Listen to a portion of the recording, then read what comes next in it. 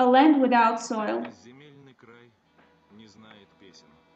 The stone giants do not have mercy. The sharp-edged peaks do not have a heart.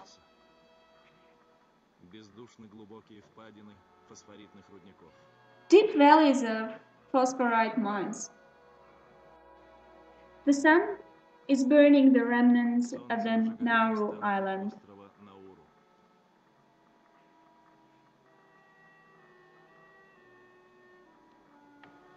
Nauru is a lonely point in the Pacific Ocean with a territory of only 20 square kilometers and with a population of about 8,000 people.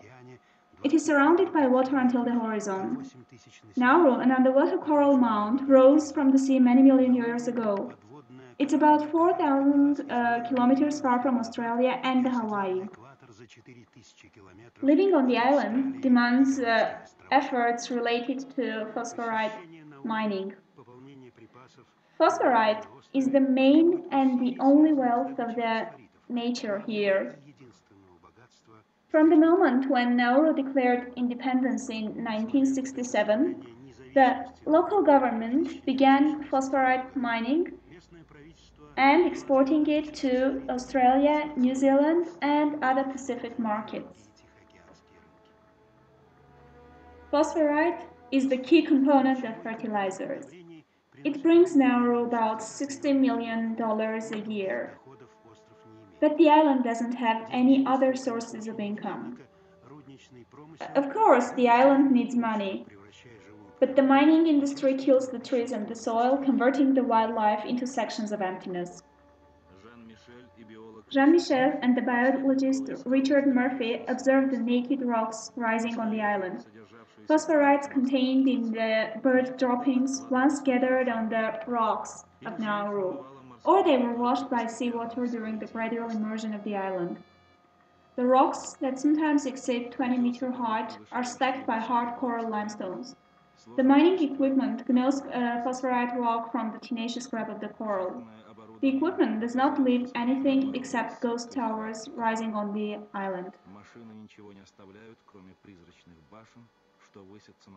Once Nauru was covered with thick forests and could boast with beauties of nature. But now only a miserable woodland belt is left from the former splendor. The whole Eden disappeared. In its place, we can see the speaking pigs burned by the sun. The phosphorite mining killed the 4/5, that is 80% of the soil on the island, making it infertile. The mining activity still continues on the still untouched sections of the soil.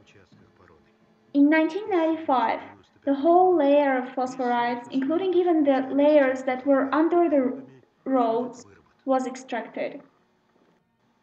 Nowadays, the increasing population is crowded in small areas between the remains of trees and the sea.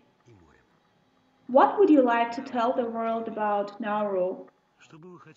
I would like everybody to know that Nauru is an island of good people and it deserves a better fate. But not counting on external help from others, the government of Nauru invests the money obtained from phosphorite mining in real estate around the world. From the head office in Melbourne, the heads of Nauru are thinking of new investments. The Nauru capital, equaling $1 billion, are invested in buildings, companies, and stocks. Every presentation, every reception, every handshaking is an investment in the future of Nauru in search of alternatives to phosphorites.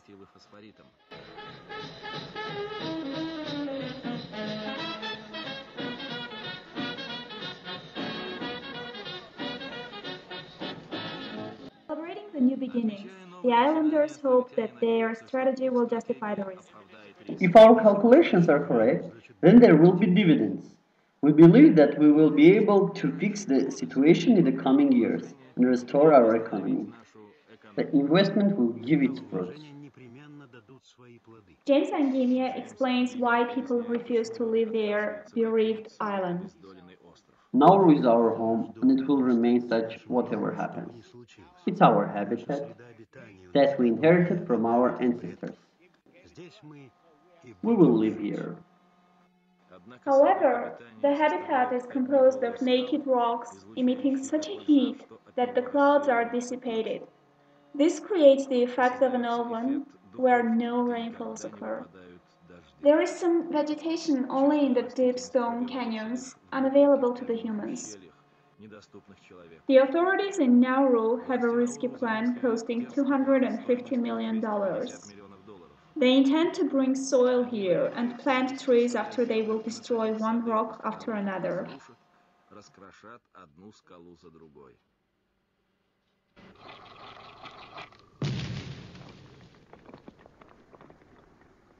The inhabitants of Nauru see their future in the fulfillment of this wild dream.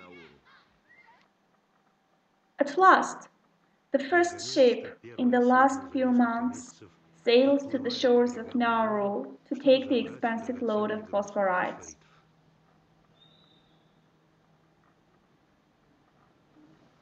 The complete loading system empties the load into the hold.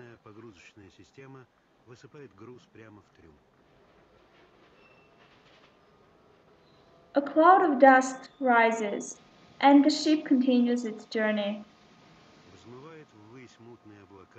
19 million tons of crushed phosphorites will leave the island. And the natural habitat, which was formed during millennia, will die in less than 100 years.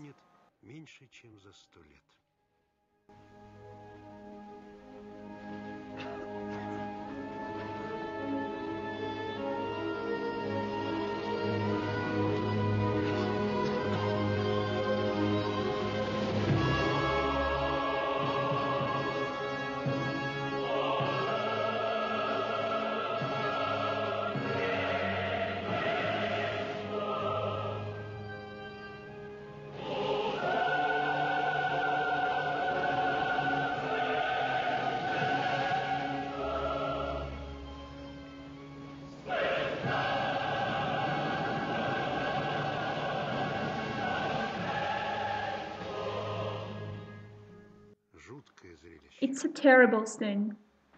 Resources supply the economy, but civilization doesn't have mercy on them. The magical island has become a stone planet.